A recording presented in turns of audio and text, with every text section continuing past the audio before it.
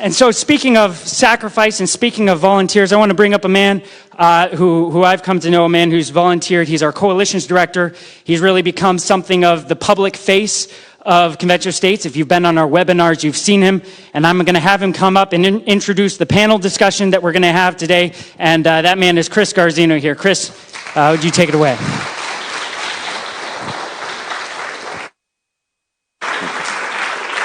How's everyone doing this afternoon? Good, good. So my name's Chris Garzino. As Seth mentioned, I'm the Coalitions Director for Convention of States. And what I'm going to do is we're going to have a panel discussion today. I'm going to bring up a few people, and we're going to go through what their thoughts are on Convention of States, why they joined, what it took them to join, and I think it'll give you a good feel for the organization and maybe, sway you a little bit if you're unsure. You may decide afterwards to join up with us. So first we have Jan Hagan.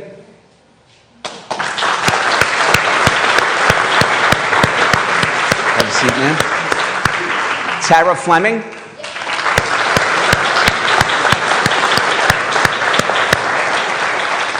Eric Williamson. And Gary Brenner.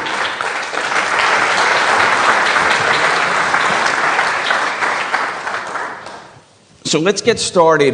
Why don't you guys just take us through real briefly, how long you've been with Convention of States, what town you're from, what district that falls in, and what your role is with the organization. So Jan, why don't we start with you?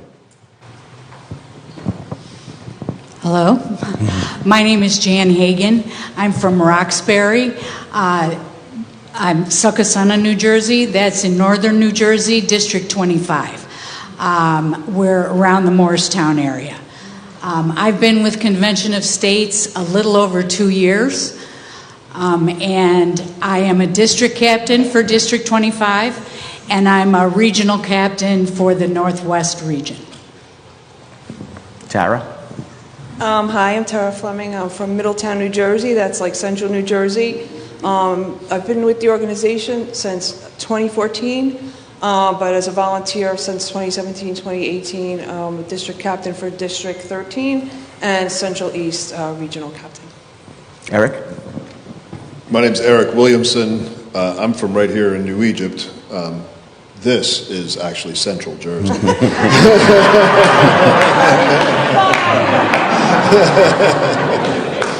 So we're in District 12. I'm a district captain here in District 12, and I've been involved with Convention of States for about a year. Hi, I'm Gary Brenner. I'm from Wayne, New Jersey. I've been with Convention of States for 6 years, and I'm the district captain in District 40 and the state media liaison. Thanks.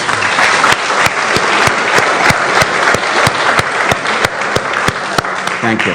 So with volunteers, every volunteer has sort of a why moment, a moment where they say, you know what, I've had enough.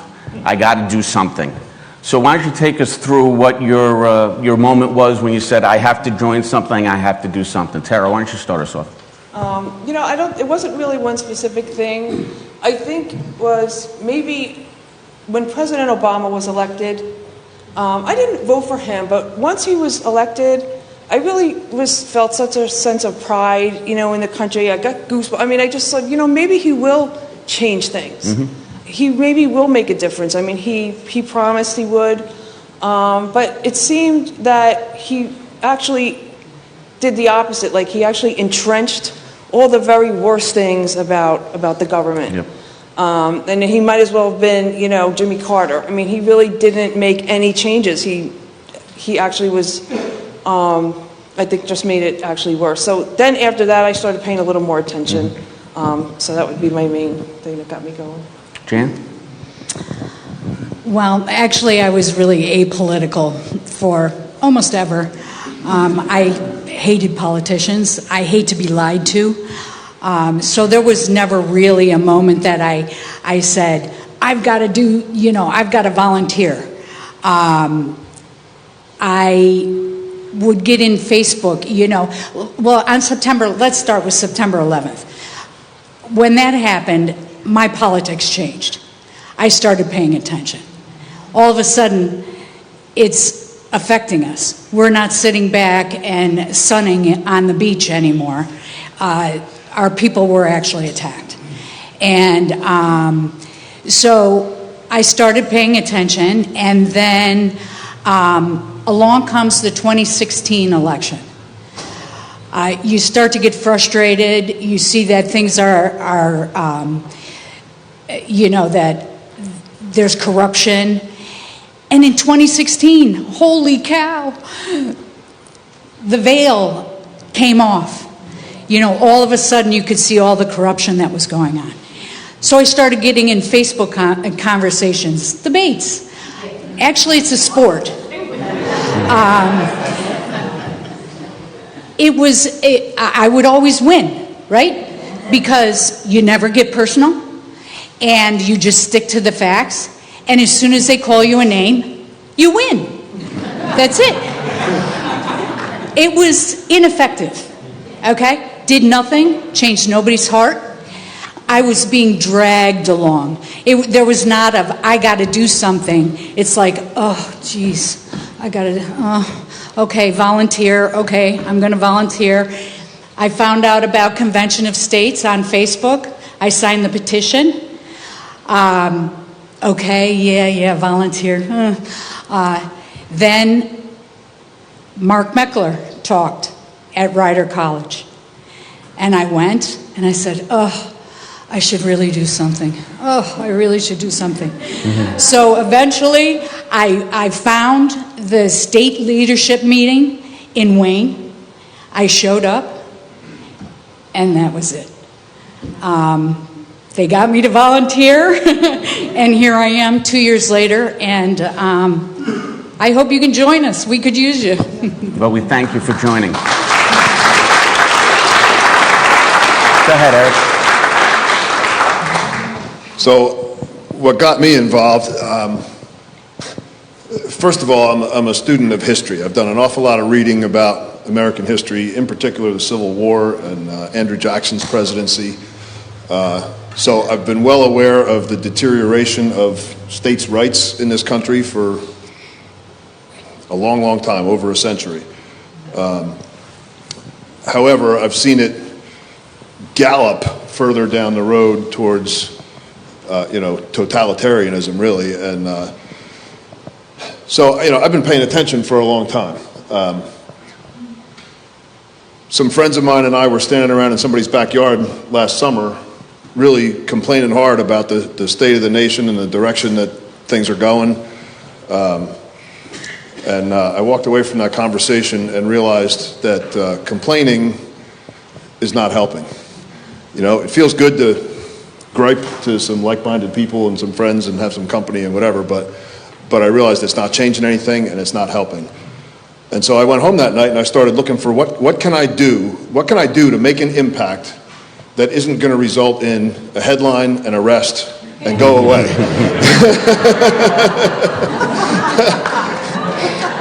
Really. And the other piece of it is, because of my reading, I thought I knew a little something about the Constitution, but I had no idea what Article 5 was until I found the Convention of States website. And when I realized that Article 5, and specifically the Convention of States, is the tool that the founders gave us to solve exactly the problem that we have now, I realized that this is the solution. This, I believe, is the only solution that doesn't involve shooting at each other. I say that somewhat tongue-in-cheek, but I'm not joking. And so I decided right away to volunteer. And, it's, as Seth said, it's not that much of a commitment. Make a few phone calls, spread the word, talk to some people, call your legislators, stand up and be heard. We had a petition drive a few weeks ago at the Columbus Market, and some loudmouth said, "I'd lay down my life for this country." And I said, "I'm glad to hear that, because I want much less of a commitment." I said, "Please join me as a volunteer." "Oh, I don't have time for that." It's about making the sacrifice, right? Yeah. That's really what it comes down to. And too many people are living their lives, and they just don't want to do that. And even some of the friends that I was standing around in that backyard with, I don't have time. I don't have time to commit. I said, look, if all of us don't have time, nothing gets done. But if we all do a little bit, even if it's not enough, something gets done.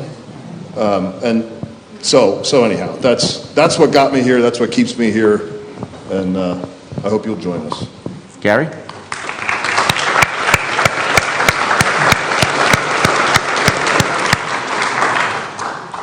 My path to Convention of States and to here today, it shares many similarities with Jan, Tara, and Eric.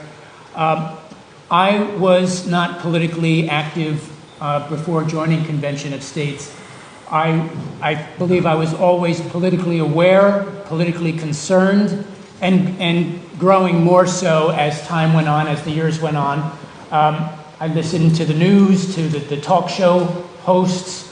I just didn't see a place for myself, and also probably call it some self-centeredness, and that's on me, and I take responsibility for that. But at a certain point, probably when I started hearing a kinder, gentler nation and read my lips, no new taxes, and then progressing on from there to the Bill Clinton era and when President Obama instituted Obamacare. I think that kind of was the turning point for me in saying I have to actually do something instead of just being aware and concerned. That's not enough. And around that time, I heard Mark Levin on radio talk about Convention of States. And I remember pretty clearly something kind of clicking, and I said, this is it. This is where I can make this change, this big change. And I did. And that's how I reached out, and I started making connections with Convention of States and going to the local monthly meeting in Wayne. And that was 6 years ago. So that's how I came to be here today. Great, thank you.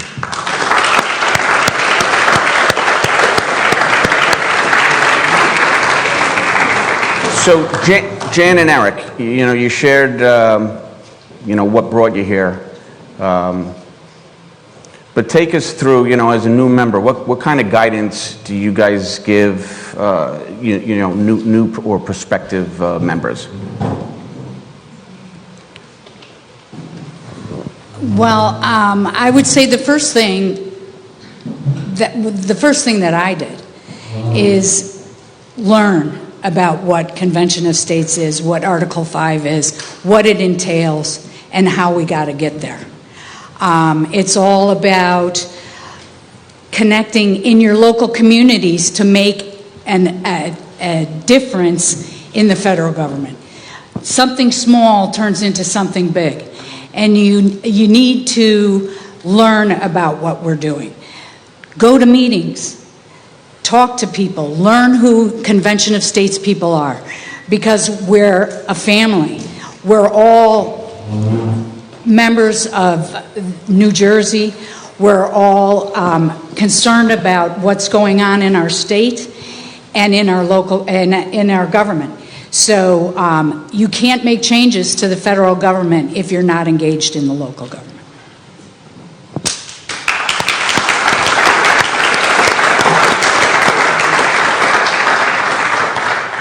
So for me, it starts off the same as Jan, get educated. There's a ton of information on the Convention of States website. There's a bunch of training videos. Most of them are about 7 or 8 minutes long. Very few of them require a huge time commitment, but there's a ton of information there. Join, become a volunteer. There's more information available as a volunteer. Once I got involved, I learned about Rick Green's online Constitution class, Patriot Academy. I mentioned that I thought I knew something about the Constitution before I got involved in this group. I had no idea what I didn't know. So that's number one, get educated. And number two is spread the word. I mean, I have a little stack of business card-sized information cards about Convention of States. And, if I'm at a traffic light and I see somebody with a bumper sticker that I think would be receptive to it, I'll even jump out of the truck and knock on the window. Here, check this out. I'm not joking. I do that all the time. The other thing I tell people is, there was a lot of talk about draining the swamp. And our last president tried to drain the swamp by pulling the plug out of the top. And that doesn't work. It has to start here. It has to start with us. If we're not involved, one of the, I don't see her here now. Monica actually said, Monica Sellers is one of the Convention of States people. She remarked that if, on one of the training classes, if we succeed in calling a Convention of States, but we fail to build the grassroots, we've still failed the mission. And that's because even if we call the Convention of States and we get amendments passed that restore the Constitution to what it's supposed to be, if we're not involved, in a short time, we're going to be right back here. It takes us at this level to make this happen. And Takes commitment. Takes commitment. So Tara and Gary, you guys are really the veterans of the group here. You've been with Convention of States for over 6 years. Throughout that time, the organization has grown, or the team in New Jersey has grown, but we really haven't accomplished the goal of getting our resolution passed. But yet you guys are you're still as dedicated as day one, you're focused. What advice do you give prospective and current members about, staying the course? Because it's obviously not something that's going to happen overnight. No, I agree with that. Sometimes that's a little hard when you have a goal that you feel is not attainable. But what Eric just said about the mission, right? Getting the resolution passed is definitely a goal and a really important goal.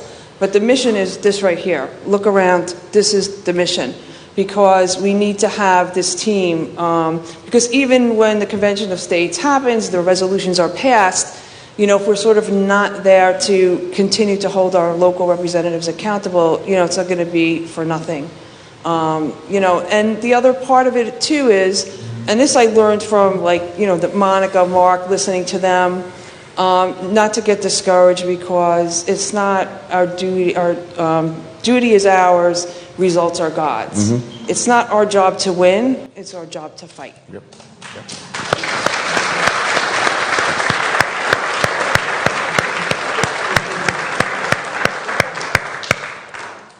I fully echo what Tara said. I think there's a dual nature to Convention of States in that we have a definite sense of urgency in getting to what you can call that mission accomplished moment of having a convention and getting amendments proposed and then ratified. Yeah, but Convention of States is actually more than a convention and more than a ratification. Convention of States includes a restoration of self-governance, a restoration of a culture of self-governance. This is a long-term aspirational goal. In other words, there's not necessarily a finite point to it. It's a change in lifestyle, a national cultural change of lifestyle, which is accomplished day in and day out by what we do, including what we're doing here today, meeting and talking about these things, and we're changing, we're educating our fellow Americans, we're changing how we think about governing and our role in governing and our relationship with government. That is restoring a culture of self-governance on a daily basis. So I would encourage you, what I'm saying is, and keep that dual nature in mind. The finite mission accomplished goal and the broader picture, the aspirational part of it.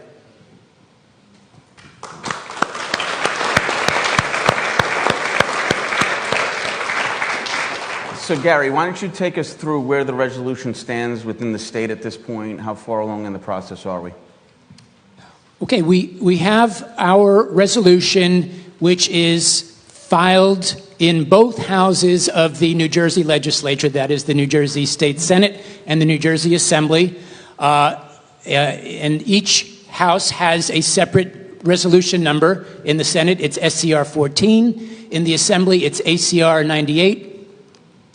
Those resolutions are assigned to committee. They've been introduced. They're placed in committee in both of those houses. We have primary and co-sponsors in both houses, New Jersey state senators who sponsor the resolution and New Jersey assemblymen and women who sponsor the resolution. I believe there's 23 in total New Jersey state lawmakers who sponsor these concurrent resolutions in the Senate and the House. Now, we are pushing and working and planning towards having a hearing, a committee hearing for at least one of these resolutions, the one in the Senate or the one in the Assembly. We hope that'll be soon. And we're preparing for that. We're planning for that. We are actually working on having a simulated hearing in preparation for the actual hearing. So we have a team of people, our team, who are working on those plans and preparing proponent testimony to give to the actual committee when the hearing occurs. And obviously, we want to get a yes vote, have it pass the committee, and then have it come for a full floor vote in either the Senate or the Assembly, get it passed there, and then gone on to the other house to get it passed in the other house. Great, thank you. So this question is for all of you guys. As you know, self-governance is such a big tenet, a major tenet of Convention of States. How would you define self-governance? Eric, why don't you start us off? That's a pretty broad question. The simple answer is we decide what happens here, right? I mean, like, we all go to the polls, we all elect our township committee, we all elect our state assemblymen and senators, and we should be the ones that have a say how our states run, how our towns run, not somebody from Washington, D.C. who sends money to us and attaches strings to it so that if you take this money, you must do this, you must teach this in your schools, you must do that, you must build this many affordable housing units, you must. One of the reasons why I moved to this town back in the early 90s is because it's a rural town and was kind of a blast from the past. I mean, it used to be, you drove down Main Street in New Egypt, you felt like you just drove into 1950. Yes, we noticed. Yeah. And I like that. That's why I came here. And I don't want the federal government, or for that matter, a governor from Connecticut who doesn't have any clue what New Egypt, New Jersey looks like, telling my township committee, you have to have X number of affordable housing units in this dense, urban, I forget the term, high density housing and all that kind of stuff. The local people should have a say in that, not anybody else. And for me, that's what self-governance really boils down to. And on the national level, our state, our U.S. representatives and U.S. senators are supposed to represent our interests, not go to Washington, D.C. and do what they think is best, right? I mean, their job is essentially to listen to us. As originally set up, the senators, U.S. senators, are supposed to look out for the best interests of the state. And instead, because of the 17th Amendment, they're now elected directly by the people. That sounds like maybe a good thing, but in reality, Senator Cory Booker, for example, is accountable to 9 million people in New Jersey. If I call him up and say, hey, I'm not happy with your position on reparations, or I'm not happy with your position on immigration, he's going to be like, so what? You're one of 9 million. And that's the end of that conversation. Whereas, so I'm sorry to interrupt you, but when you call a local representative, how often do you get them on the phone? Sometimes they answer the phone themselves, as opposed to having a secretary or an assistant. Our assemblyman's office is about 5 miles from here, 5 miles north of here. I can go knock on his door and sit down at his desk and have a conversation with that guy. That makes a big difference. There's 40 districts in New Jersey, so if they were all divided up equally, there's 700,000 people per district. That's a heck of a lot smaller group to be accountable to. When somebody is talking to them, they're going to pay attention.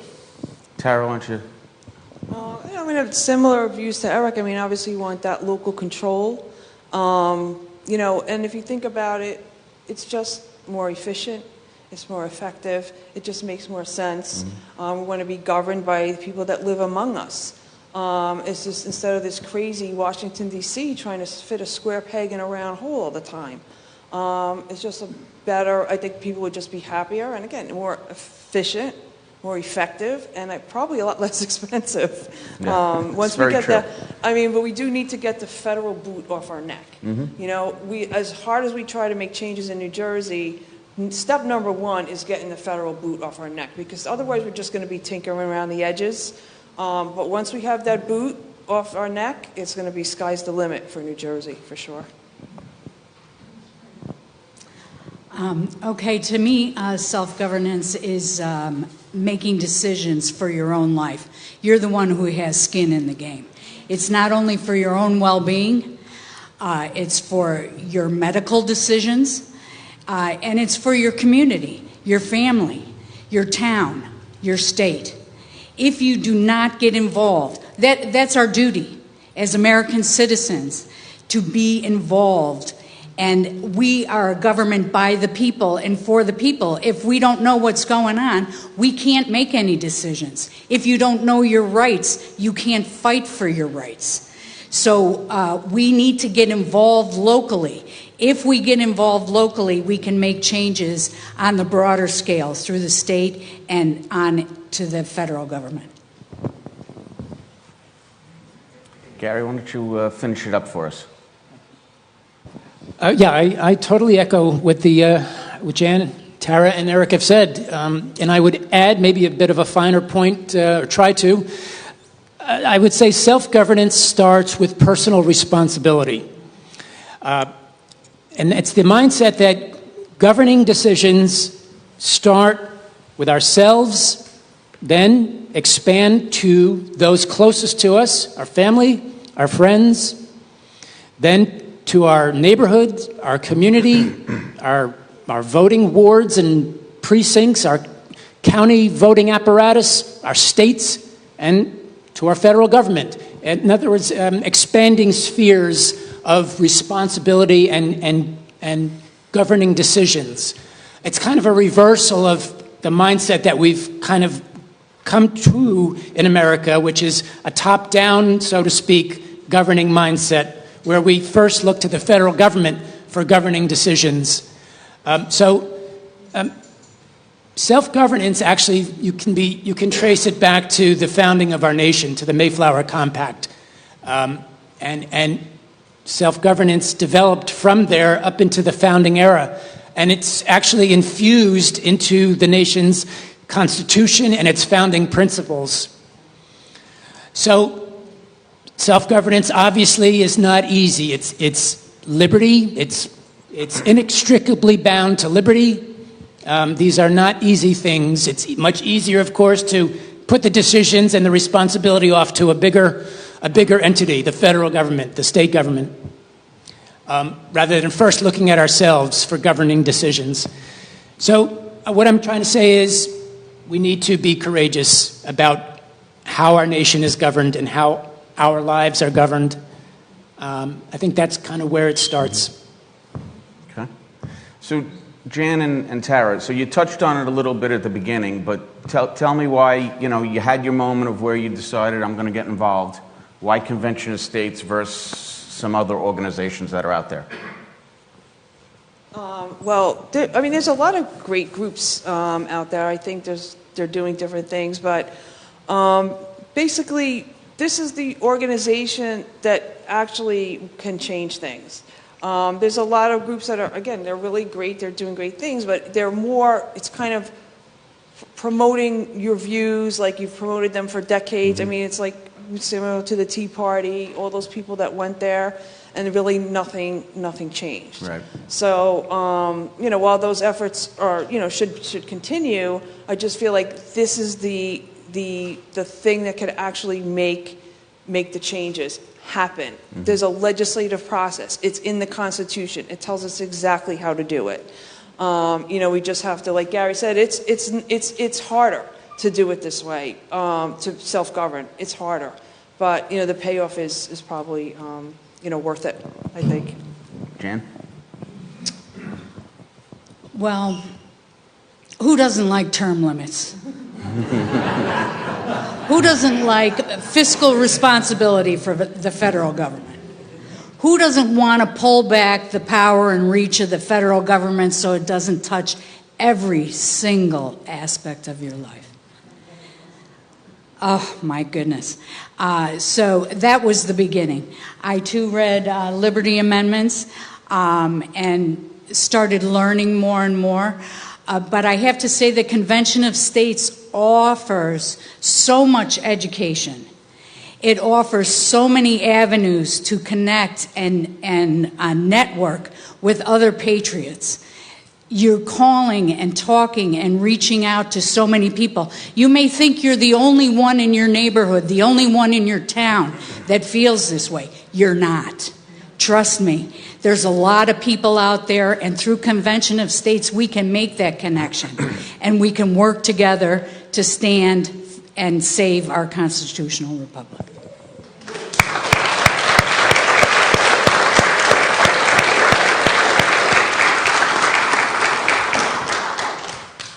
Eric and Gary, when you decided to join, or prior to joining Convention of States, what type of political activism or volunteering did you do prior?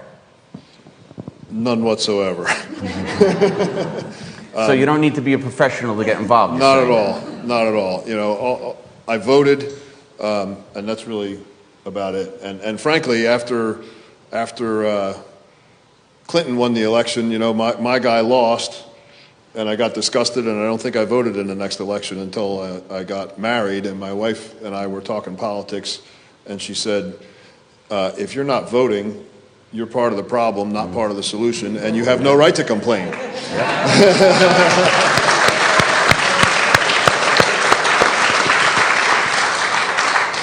So she got me to vote and got me to pay attention, but other than that, no political involvement whatsoever until I got involved with this group.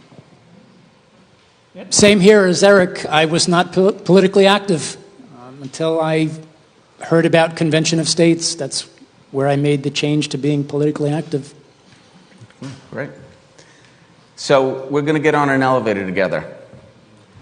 And you have 1 minute to convince me to join Convention of States. What's your pitch, Jan? Oh, boy. So, okay, Chris. What do you think about what's happening in Washington today? It's disgusting. It's horrible, right? Yes. Do something about it. Okay. Join fellow patriots and work to save our constitutional republic. Help us use our Constitution to save our Constitution. I have taken a stand with Convention of States. This is where I stand.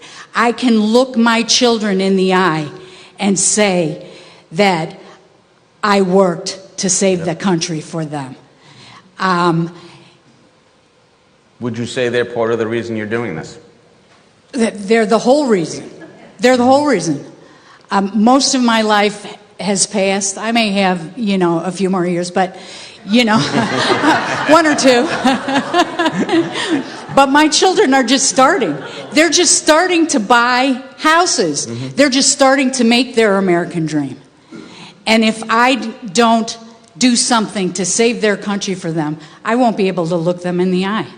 So take a stand. Together, we can actually make a difference. So what do you say? You in? I'll give you my answer. I got 3 other people to listen to first. To me, it depends on who I'm talking to. If somebody, they'll usually say something that will catch my ear, and I'm like, okay, I'll complain, or maybe it's a complaint about something. I'll go, there's an organization that's actually working on fixing exactly that. I mean, you can pretty much work it in, and they go, really? And then that's it. So they kind of make a statement that makes me be able to sort of make a broader conversation. So when we're at a petition drive and people are walking past the table and trying to studiously ignore us, I say, how'd you like to impose term limits on federal officials? And that usually makes them stop and turn around. And then I say, how about a balanced budget on the federal government? Now they're paying attention.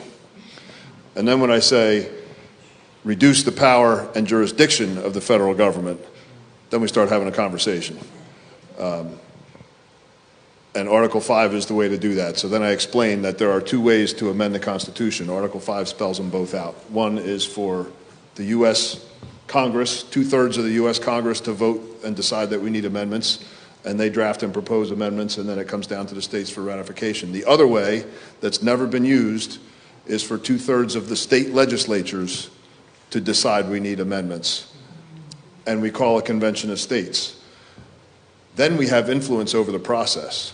Then we call our state legislators or whoever the commissioners are going to be. We have some influence over that process, and we can have some input, and that's the way that we restore, return power to the people, which is where it belongs, right? Government for the people, by the people. That's how that happens. Right now, using the first method, all the power to change the federal government lies with the federal government. How does that make any sense at all? So join this movement and help us return the power to the people where it belongs. So I'm only 75% sure I'm going to join, Gary, so it's all up to you. I just want to share a real quick story. We were at a petition drive not long ago at a gun store, and some of the people would pass and say, "I'll stop on the way out." And Eric would say to them, "If you don't stop, I'll tackle you." I know I would stop then. But we don't condone violence. We don't condone violence. That's true. That's the worst place for it. And Chris, did you know that we have a tool for canceling tyranny? I did not. We do. And the framers of the Constitution put this tool into the Constitution unanimously because they saw the swamp coming. They didn't call it the swamp, they used other words, but it amounts to the same thing. They knew that it was going to be up to the people driving the state legislatures, us, driving the state legislatures to use this tool to save our nation. The framers predicted the swamp. Yeah. And they gave us this way, but it's up to us. That means it's our responsibility to use this power that they gave us. It's a specific power, a specific tool. Call it a weapon. It's not a bloody weapon, but it's a weapon for defending liberty and for saving our nation. And the framers did not lay down their weapons for fear that they would be taken from them and used against them. We cannot lay down this weapon out of fear that it's going to be used against us either. We need to use it. All right. Hold on. So I just want to add to one point that Gary made. So it was 2 days before the convention, the Constitutional Convention was set to end. So they've been in Philadelphia for 4 or 5 months now, and they debated every single element of the Constitution. The only element that they did not debate was Article 5. That was it, or Clause 2 of Article 5. That was the only one. So that tells you how sure they were that we would end up here, and how sure they thought this was the remedy. So, all right, so you convinced me. I'm going to join.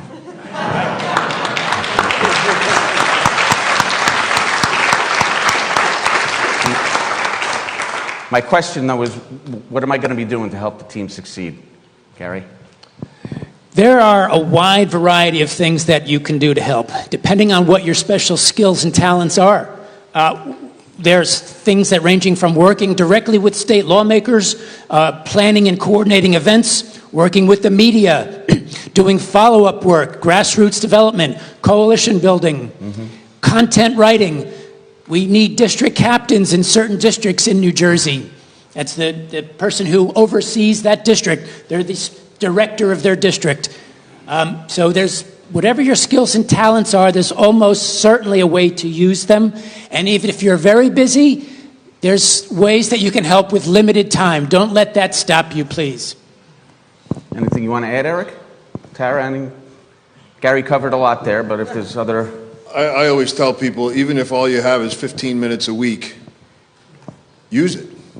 You know, one of the most important things we do is make follow-up calls to petition signers to try to welcome them to the group. That's how I got involved. A wonderful volunteer named Susan Jones called me. She was super friendly, super enthusiastic, and she got me involved right away, gave me something to do. It doesn't take a lot of time. You can make 3 or 4 phone calls, 5 phone calls in 15. Most of the time you're leaving messages. You know, 15 minutes a week makes a difference. So are you guys, you all have full-time jobs, correct? Part-time. Part-time. So in a week, how much time are you, so you have your 40 hours, maybe Jan, 20 hours, you know, whatever it is you're devoting to your part-time.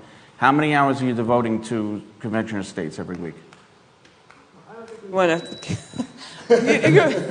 A few, but I mean, this was a confession. yeah, no, it doesn't. Oh no, that definitely won't happen. It's. I mean, it's really just. It's up to what you have. Well, we I mean, are in the a best- church now, you so. mean- Mark's right there, by the way. Right. Oh, all right. No, you'll be really happy. He knows because if you're lying. It definitely works because I mean you don't have to do as many hours as necessarily. It's just what you have, and the best thing is you meet the best people. You are not even going to believe who I recruited yesterday. Santa Claus. I am not kidding. Santa Claus. That's a big one. We needed him. Well, all I wanted to say is God has given us all special gifts. And you can use your gift in whatever time you have to apply to your country as well as to your family. So please join us. Help us. We could sure use the help. New Jersey needs help. Thank you so much.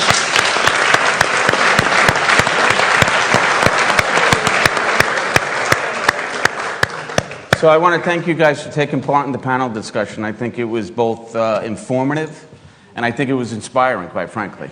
But for me, I think the biggest thing I'm going to take away from it is you don't need to be a political expert. You don't need to know the Constitution to get involved.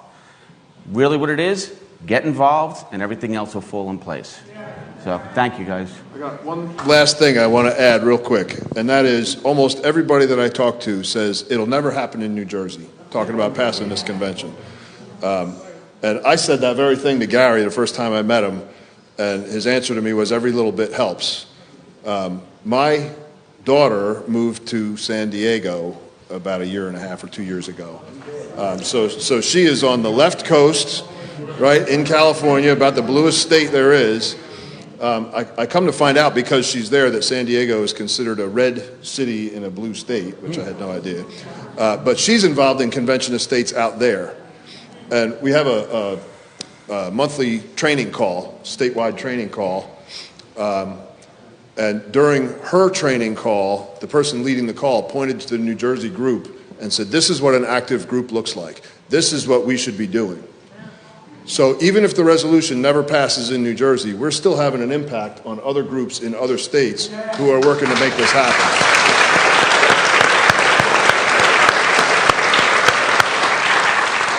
So it'll never happen in New Jersey is not a reason not to join. Yep. So in wrapping up, folks, I want to remind everyone really the debt as freedom-minded Americans that we have. It's not the federal debt that I'm referring to, but it's the debt that we owe to the people who came before us that established and preserved our government that's run by and for the people.